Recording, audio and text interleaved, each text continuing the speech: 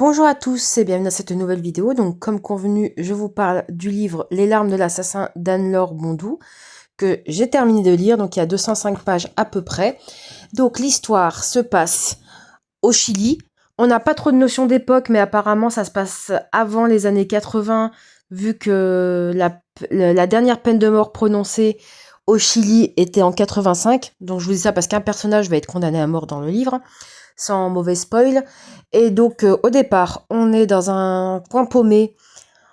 Bon, on est au bord au bord de la mer, etc. Mais dans un coin paumé où il y a beaucoup de vent, etc. Au Chili, où le couple Polo Verdo, donc on n'a pas leur nom, mais Monsieur et Madame Polo Verdo vivent avec leur fils Paolo.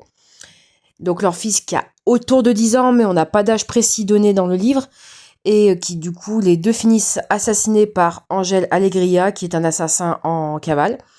Et donc par la suite, le livre nous raconte l'évolution de Paolo aux côtés de cet assassin.